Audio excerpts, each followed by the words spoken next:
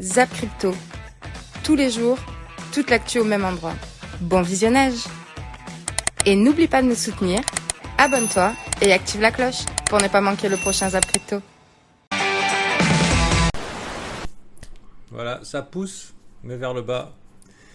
Et ça pique au niveau du cul pour certains, tandis que il semblerait que ce soit trop tard pour vendre. Hein. C'est un petit peu ce que je vois à gauche à droite, trop tard pour vendre, ok.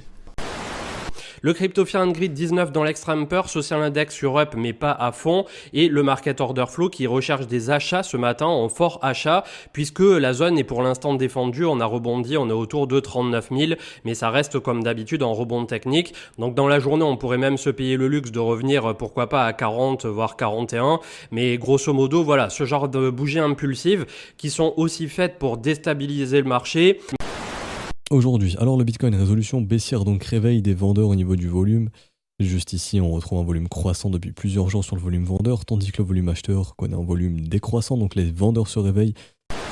Du côté des news, on commence avec Google qui affichait jusqu'à une distance marquée avec le secteur des crypto-monnaies. C'est vrai que Google était assez méfiant vers les cryptos, ils en parlaient pas tant que ça en fait. Et là du coup ça pourrait changer, le géant a confirmé vouloir explorer de nouveaux domaines des paiements dans le stockage de cryptoactifs. Le point sur ce qu'on sait, n'hésitez pas à checker l'article intéressant. Et du coup petit à petit, Google qui rentre dans la boucle, et c'est tout à fait normal parce que voilà, comme j'expliquais, personne ne veut être le premier, mais personne ne veut être le dernier non plus. Et quand on commence à avoir des Microsoft, pourquoi pas des Amazon, etc., Apple qui intéressent, pas les autres, après les gros, les Google, etc., ils vont aussi y aller et suivre la marché.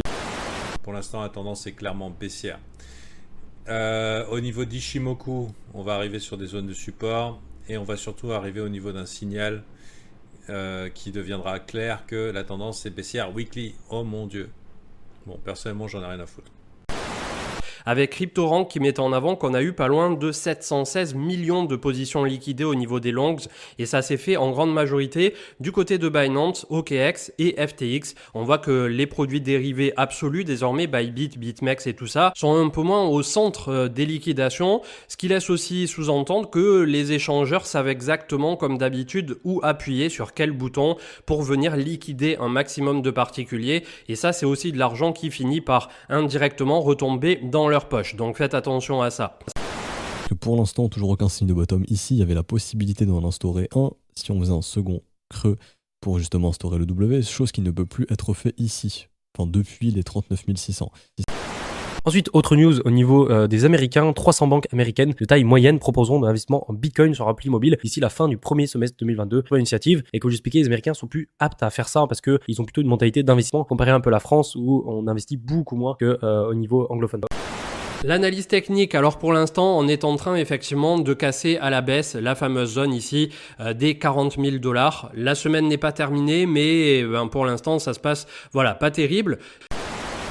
Mais justement, parce qu'on vient de perdre un lot, parce que les signaux techniques sont dégueulasses, et que bientôt tout le monde s'entendra pour dire c'est le bear market, il pourrait y avoir de l'espoir. Hein. C'est quand les gens sont fearful qu'on est greedy, et greedy quand ils sont fearful. Donc pour l'instant je vois pas d'urgence de se poser dedans parce que macroéconomiquement on n'a que de la merde devant nous. On a les augmentations de taux d'intérêt et il y a le Nasdaq qui dit oui on est d'accord, on est d'accord, ça pue. Zero Hedge qui mettait en avant que 3,3 milliards d'options vont expirer ce vendredi. Donc peut-être que c'est ça aussi qui crée ce sursaut de volatilité et ce soupçon de peur sur le marché, puisqu'on devrait avoir au niveau du SP500 en tout cas et des autres marchés tout simplement toutes les options qui expirent. Donc tant qu'on aura une bougie verte, un rebond et que les gens vont acheter ce rebond avec du leverage, je suis désolé, mais il y a peu de chances de poser un bottom. Et actuellement, c'est encore ce qu'on est en train de faire. C'est-à-dire qu'ici, on a encore quelques petites bougies vertes. L'open interest, il remonte directement. Ensuite, au niveau de Bitcoin, très intéressant, là on a un article qui nous montre qu'on a 50 ans du minage de Bitcoin qui a des fins écologiques, qui est des énergies vertes en gros, et c'est énorme, 58% du minage, je sais pas si vous vous rendez compte. On avait Bank of Russia également qui a déclaré et qui a appelé à un ban large, full scale ban en anglais, je vous laisse traduire au littéral en français, un ban de grande ampleur je suppose, sur le crypto trading, le mining et les paiements. Le venture capital et le private equity étaient jusqu'à maintenant un petit monde fermé, réservé à une élite. Ce temps est révolu. Grâce aux cryptos, n'importe qui peut relativement facilement créer un token et lever de l'argent grâce à la vente d'une partie des jetons préminés. Vous êtes libre d'acheter ou non ces jetons si la promesse, l'utilité future et le business model de ce token vous semblent intéressants. C'est un changement complet de paradigme. Les bénéfices futurs sont déplacés des mains des investisseurs aux mains des utilisateurs. Money Radar, Flash, Facebook et Instagram vont permettre la création, l'affichage et la revente de NFT. Donc là, clairement, 2022 à 2025, les NFT, ça va monter très fort en puissance. Donc, actuellement, vu que ce marché est en range, très très probablement, et franchement c'est le cas, ça se voit, à ce moment-là, le bas du range, c'est quoi? C'est 32 000 $, 28 000 $. Donc c'est les objectifs à venir chercher pour retourner dans le bas du range. Tout simplement. Ryan Adams qui met en avant que le réseau Ethereum a bougé quasiment 12 000 milliards de valorisation, donc d'échanges. C'est plus que Visa et c'est le double par rapport aux échanges sur le réseau du Bitcoin. Donc à ce jour, on ne peut pas fermer les yeux sur ce qui est en train de se dérouler sur la seconde blockchain et crypto-monnaie du marché. Et vous êtes quand même 65% à penser qu'on va partir du coup en bull run. Après, souvent on dit la majorité a tort. On verra. On a un crypto total ce matin qui est à 1835 milliards, donc on a quand même perdu plutôt pas mal. Alors Ethereum pareil, résolution baissière pour l'instant du range. Si on veut poser un bottom, pareil. Hop, on réintègre, on pose du W, on repart. Pour l'instant, c'est pas le cas. On a la Bitcoin dominante cependant qui est stable autour de 40%. Elle n'a pas fait de grands mouvements malgré le dip ici du Bitcoin. Donc on a une stabilisation de cet indicateur, mais les altcoins continuent de conserver leur part de marché. C'est qu'ici on a aussi le funding de l'ensemble du marché et on commence à entrer dans des fundings négatifs. Mais il faudrait y rester parce que le problème c'est que dès que le marché remonte un petit peu, rebondit, les fundings sont de nouveau positifs. Sur la majorité des assets. Parce que là, on a le funding de tout, et les altcoins, et le bitcoin.